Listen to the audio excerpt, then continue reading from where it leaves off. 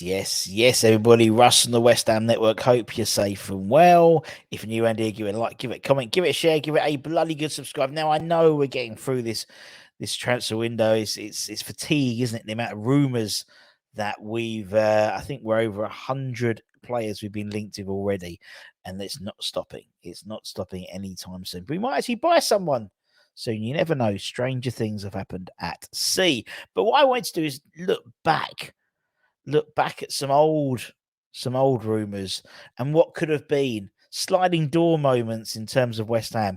So this is Retro Rumours.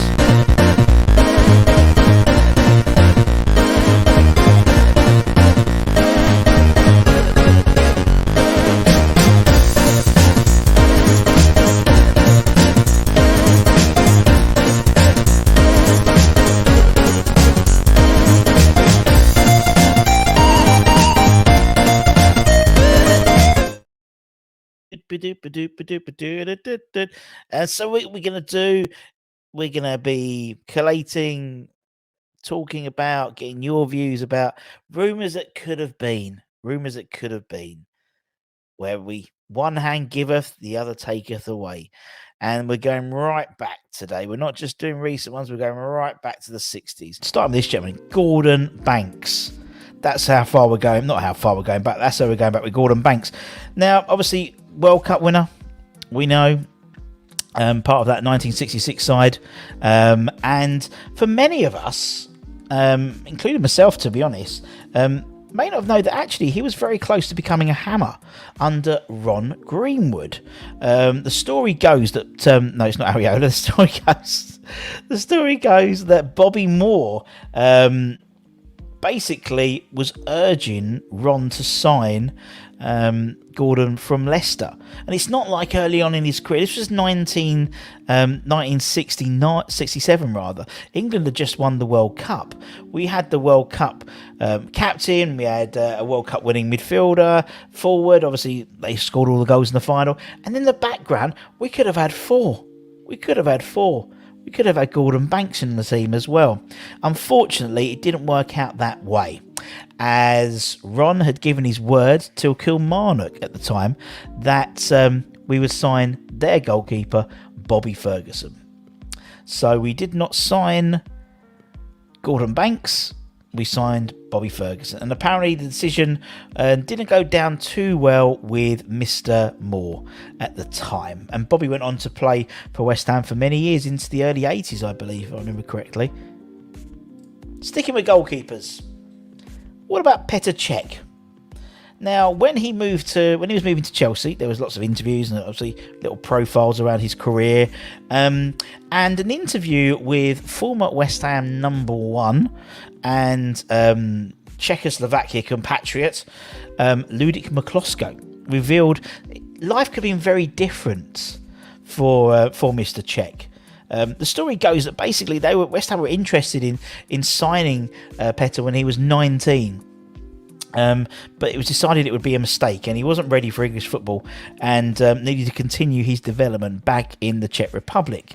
Cech would then go on to sign for Rennes just after his 20th birthday.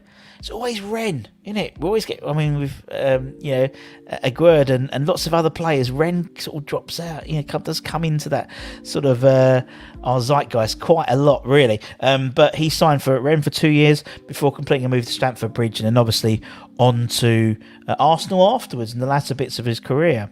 West Ham did decide to sign goalkeeper cover, though. We thought, it's a good point. We'll maybe not spend the money and get this 19-year-old lad in. We need some experience. We will sign someone who's twice his age. We signed, instead of Petr Cech, we signed Raymond van der Houw from Man United, and that was in the summer of 2002. The Man United reserve team goalkeeper, you're in. Not Petr Cech, who'd end up becoming one of the world's best goalkeepers. You, my friend, you're in. I don't think he might have made one appearance for the club. I don't think he made one appearance. I'm sure you'll tell me in the comments below if he did or he didn't. Sticking with Chelsea, let's go to the forward line. Didier Drogba phenomenal player, had a fantastic career in the Premier League, scored goals, was a ferocious player, always seemed to score and always play well against us. But he revealed when he was playing for Galatasaray after his time at Chelsea, he could have ended up being a West Ham player before he moved from Marseille to Chelsea. It was actually before he moved to Marseille, in fact. His previous club for Ginkamp, I think that's how you pronounce it. But anyway, we were looking at him when he was at Ginkamp, but West Ham decided we were fine. We didn't need Didier Drogba, which seems a crazy thing to say when you're talking at the time. We've got Paulo Di Canio. We've got Freddie Canute. We'll buy a youth team player. We're going to buy a Frenchman. We're going to buy Youssef Sofiane instead. So that was the plan. Didn't really work out that way. Freddie Canute was then injured for most of that season. The second half of the season for sure. Di Canio, he fell out with the late Glenn Roeder. Sofiane wasn't ready for the step up into the first team. So the 2002-2003 season, which was the first to have sort of specific transfer windows, meant that obviously we couldn't sign anyone at that time. So we had to spend most of the second half of the season with Ian Pearce up front. Loved Ian. He was in my Hammers 11, but not up front as a centre back. And sign on a short-term deal Les Ferdinand, who was 36 at the time. Unsurprisingly, we were relegated that season. Next up, Neymar. Lots of speculation about what he's going to be doing this summer. Obviously, Mbappe signing a squillion pounds a week deal with PSG means that maybe Neymar might have to move on just to settle the books. But back in 2010, West Ham had secured their Premier League survival for another year. We'd hired Avram Grant as our manager, and the club were reportedly ready to break their transfer record for Neymar. The Brazilian was 18 at the time and had already impressed for his current club Santos, and was just weeks away from his first senior international call-up. We apparently offered, as I said, about 17-18 million pounds, which was a club record fee at the time for Neymar, which we eventually priced out of a move, and instead opted, rather than Neymar, rather than a future, top tier Ballon d'Or nominee player, no, we're not going to have Neymar. We're going to get Victor Obina instead. Now, obviously, Victor had his moments. The Nigerian striker, had his moments at West Ham, but not enough to keep us from finishing at the bottom of the league. Another striker, Ruud van Nistelrooy.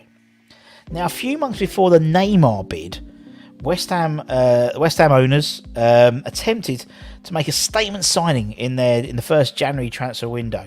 Van Nistelrooy was made available by Real Madrid after they'd signed a couple of people, Cristiano Ronaldo, and they'd also at the same time signed Karim Benzema.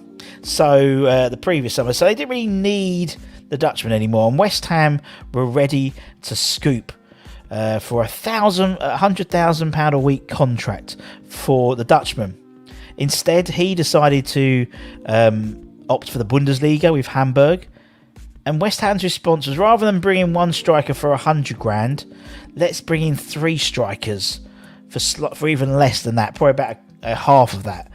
We brought in Ilian, Benny McCarthy, and Midu. Seems a fair swap, 3 for 1. Now, Van Nistelrooy, in his first 11 games of the Bundesliga for Hamburg, 5 goals in 11 games. These three, less than 5 goals between the three of them over the same period. So wasn't a great move. Definitely was quantity over quality there.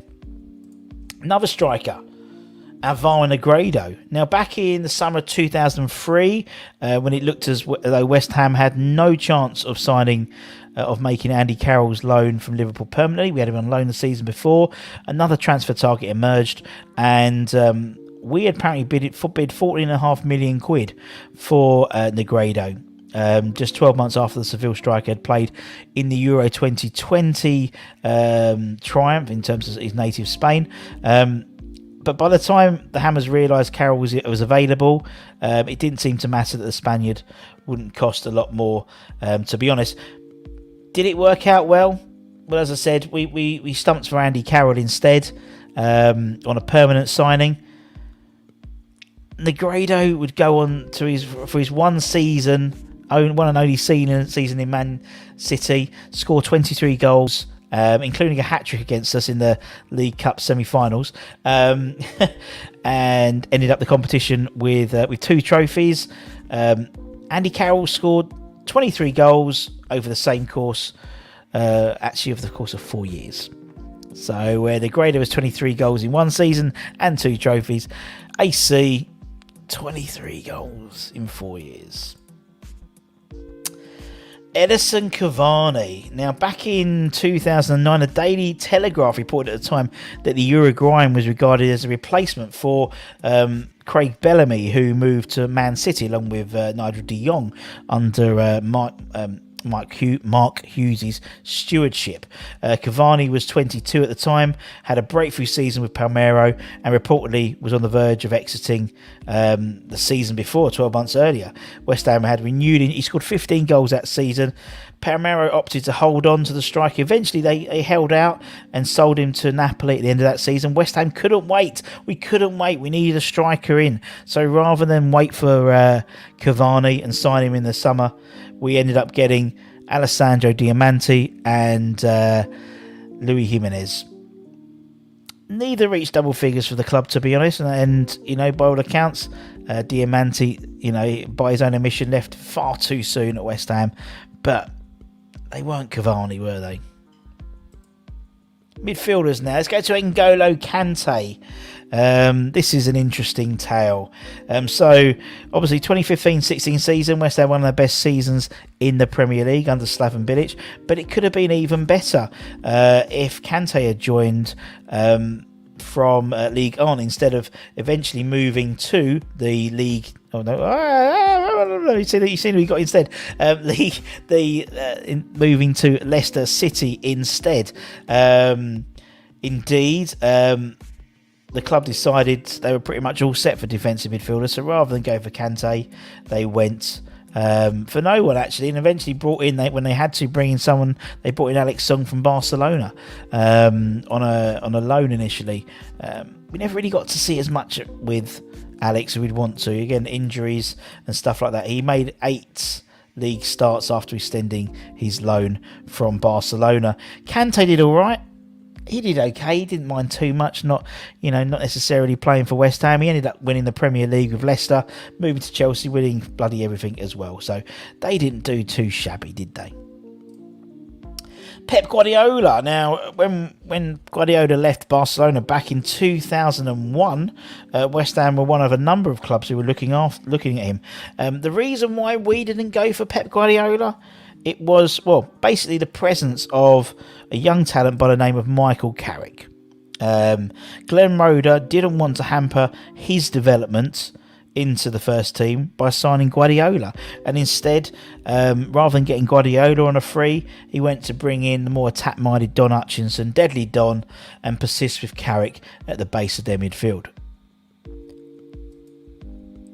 Next up, Riquelme, Juan Roman Riquelme, back in the summer 2010. Yes, the same summer that we bid for Neymar, and the same summer we bid for Rumours Nistelrooy we did in the January, but the same 2010. We were one of the several Premier League clubs looking to express an interest to sign the out of contract Riquelme. Indeed, we were apparently seen as the best option for Riquelme, to be honest. He eventually decided to sign a new deal with Boca Juniors, and West Ham had to go back to the drawing board. And the drawing board ended up coming up with Thomas Hitzelsberger. So we didn't get Riquelme, we got Thomas Hitzelsberger, picked up an injury in international duty, had to wait until February to make his debut, and was unable to save the team from relegation. So, all in all, not a great one, let's be honest. I think it's brilliant, honestly. Thinking back, what could have been, what could our side have been? Thinking with like the likes of Riquelme and even Negredo and Van Nistelrooy, and how many, how many strikers we've had that haven't done it. It's like, and the strikers that have gone through. I think the N'Golo Kante thing. I still remember that. Still remember he was literally went off training to sign for us, and it just didn't happen. And there's a lot more. There's a lot more. Won't be as many. I've sort of put a big dump in today. Strange turn of phrase for us, but we put about 10 or so. I can't remember. We put quite a few in already, but there's lots more people. The nearly men of West Ham, and the rest will probably come in shorts or smaller videos. But we thought it'd be quite fun and just sort of a bit of a that was fun. Just to break up the monotony that is the West Ham transfer window. Anyway, we'll have West Ham soon. Pre-season probably starts next week.